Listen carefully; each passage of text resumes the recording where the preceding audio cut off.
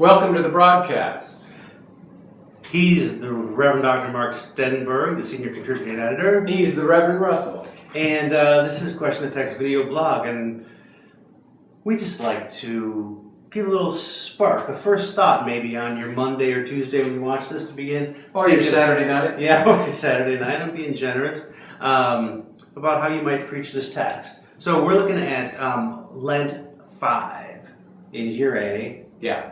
And we're in John still. Yeah. And, we haven't mentioned this the last couple of weeks, but it's not a bad thing to go back to the prologue whenever you're in John. I think you're so right. You can see John as the prologue with a long explanation attached. Some wag said that somewhere. And I think it's Karl really Barth. worth it. Yeah. Yeah. So, Karl Barth. Yeah. So,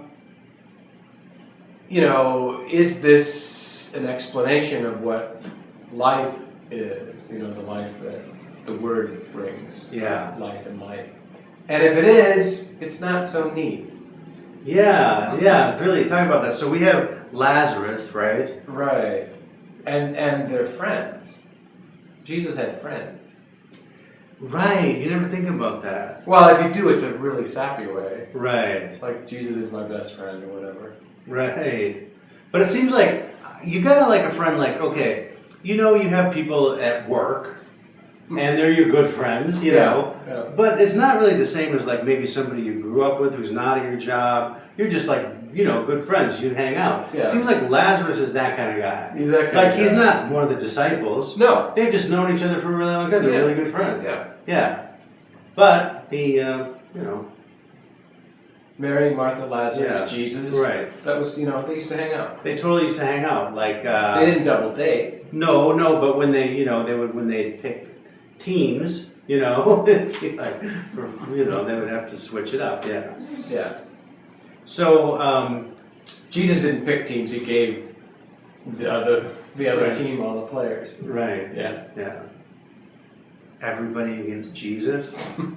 Yeah. That's pretty much what he did. I think that's how it is. So anyway, what we have here is this little, what we're seeming to be a mundane domestic relationship turns into like quite a dramatic situation. Quite a dramatic situation. And again, in a lot of our contexts, 15 to 20 minute sermon, maybe even shorter homily. Yeah. What do you do with 45 verses of this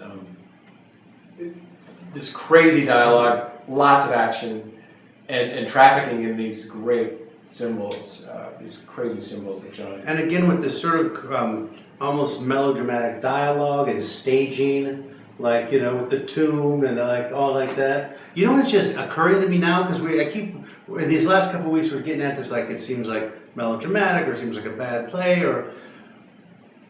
This is Bertolt Brecht. That's what it is.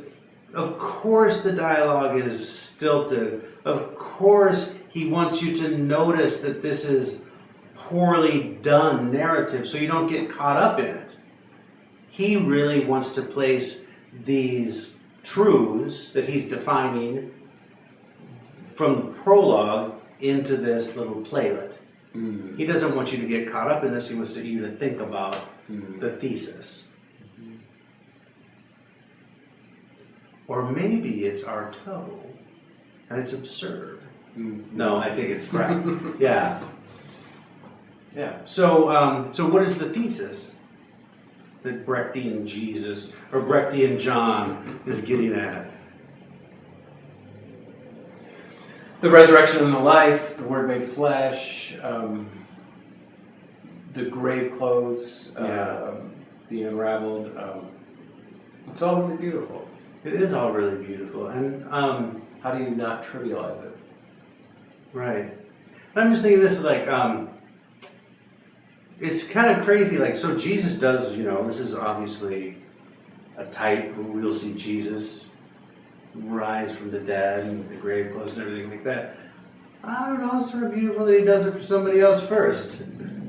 Yeah. Yeah. Yeah. I don't know. But why not his worst enemy? Why his buddy Lazarus? Right.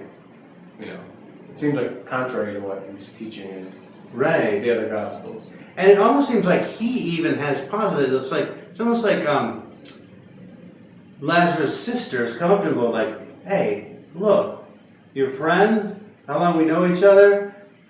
Do us a solid. Yeah." And Yeah. Jesus is like, "No, Don't worry about it. yeah."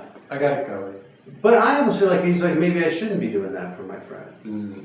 But then he's like, it's just a little bit like with his mom Mm. when she says Go on.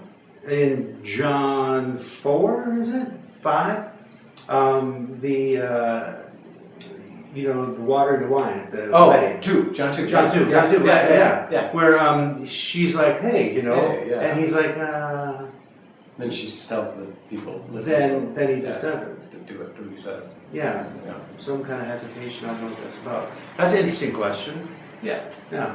So again, like we said, weeks have gone past. I don't think you can preach this whole story. No. You got to pick some part of it. Commit. What intrigues you in this story? What might you pull out? This story makes me lose my faith. Because